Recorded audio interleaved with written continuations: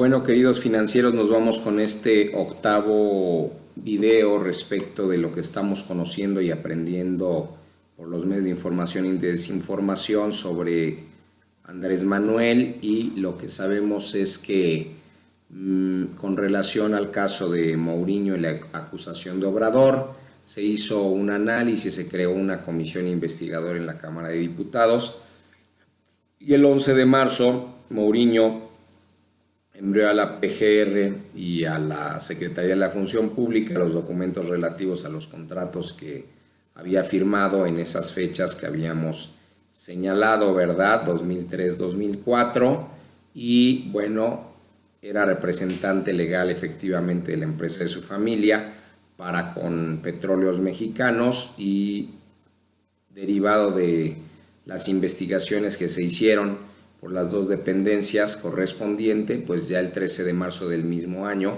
la Cámara de Diputados integró formalmente la comisión investigadora del caso y se negaron a formar parte de diputados del PRD, del PT, de Convergencia, al no estar de acuerdo con sus objetivos de la comisión investigadora, y fue designado presidente de la comisión alguien del Partido Verde para que vean las necesidades y los compromisos, y en este caso pues fue un señor de nombre Antonio Javier. Y ya para el 13 de mayo, marzo, abril, mayo, 2 meses después, la comisión presentó sus conclusiones y exoneró a Juan Camilo Mourinho del tráfico de influencias, pues dice que se apegó a derecho. Entonces las protestas contra la reforma petrolera se empezaron en el año 2008, desde luego eran las iniciativas, ¿verdad?, de Calderón, que decidió negociar la propuesta de lo que ahora conocemos como la reforma energética. En ese momento era la reforma petrolera solamente, lo hicieron muy amplio, igual que la CEA, y el 10 de abril los legisladores del Frente Amplio Progresista tomaron las tribunas del Congreso, suspendieron sesiones en cada cámara. Para el 13 de abril del 2008, Obrador estableció una campaña que autodenominó en defensa del petróleo, y así denunció que podría ser la posible privatización de la empresa paraestatal de Pemex. Para ello convocó a sus simpatizantes, llevó a cabo un mitin, eso fue frente al Congreso de la Unión, y entre otras acciones pues se llevó a cabo una asamblea general informativa en el Zócalo capitalino. Hizo las acusaciones y ya sobre esas acusaciones de Mourinho y sobre la posible privatización de Pemex, pues Calderón parece que reculó y decidió presentar una reforma que evitara temas sustanciales como la asociación con empresas privadas para la exploración y explotación le seguían llamando, del crudo en aguas profundas, que quede claro, solo en aguas profundas. Y ya para el 27 de julio se llevó a cabo la reforma de la consulta energética por parte del PRD, y ahí se formularon 2 preguntas por parte de este PRD, y así la introducían, o sea, no se podían hacer las preguntas directamente. Parece que ahí también hace falta un gramaturgo, le voy a llamar yo. Actualmente la explotación, transporte, distribución, almacenamiento y refinación de los hidrocarburos son actividades exclusivas del gobierno. Así hacían la introducción. La pregunta es, ¿está de acuerdo o no está de acuerdo en que estas actividades puedan ahora participar empresas privadas?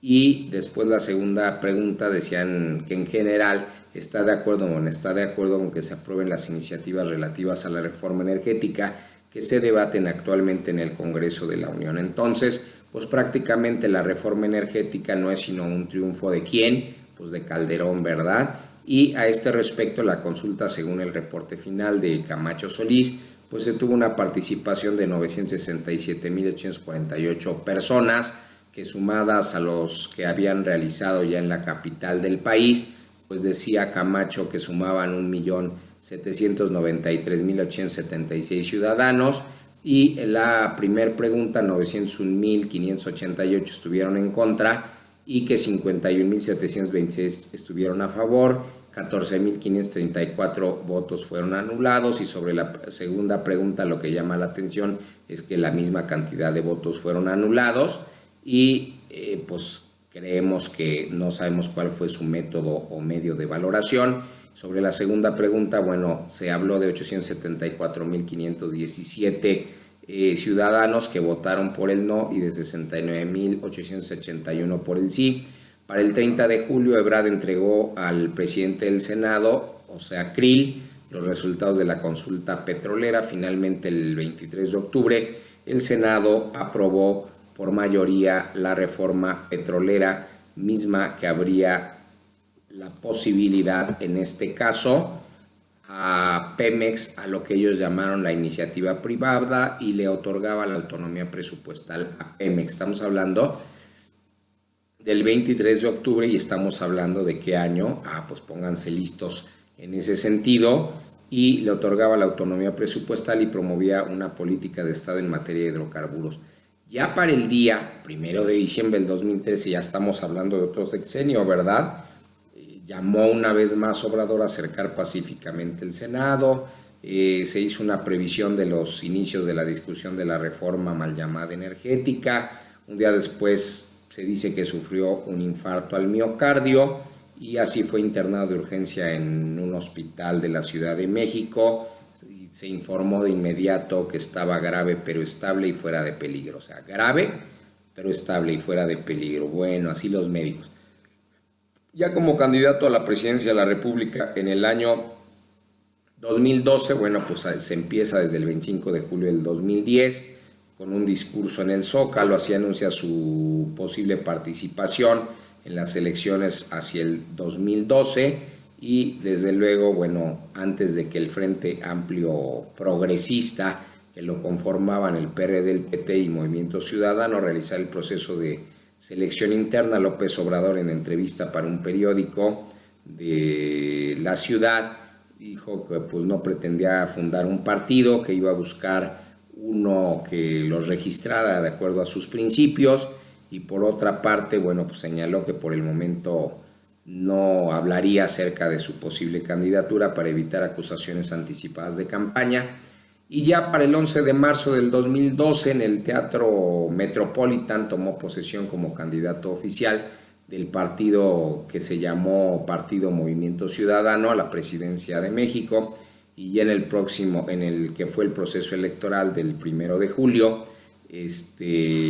uno de los partidos que conformaron el movimiento progresista. Y a ese respecto, bueno, ya para el 31 de agosto del 2012, lo que pasó con Obrador es que, bueno, hubo un fallo del Tribunal Electoral sobre los recursos legales que presentó sobre el posible fraude. Ya se imaginarán qué habrá pasado, ¿verdad?, en el proceso electoral del 1 de julio del 2012. No aceptó una vez más, pues como no debería de haber aceptado y como no debe de aceptar como presidente electo al señor Peña, y en conferencia de prensa pues fue retransmitida en algunos medios. Así sentenció que aunque lo siguieran atacando y que lo acusaran de mal perdedor, de loco, de mesiánico, de necio, de enfermo del poder, de otras lindezas, pues preferían esos insultos a convalidar o formar parte del régimen injusto, corrupto y de complicidades que está destruyendo a México. A su vez, llamó a los partidos y a los que se oponen para reunirse el 9 de septiembre para dialogar de las actividades. Durante la asamblea en el Distrito Federal, anunció su separación de los partidos del movimiento progresista para comenzar la formación del partido al que pues ahora todos conocen como Morena. Por el momento pues les doy las gracias, me pongo a sus órdenes. Bonita tarde.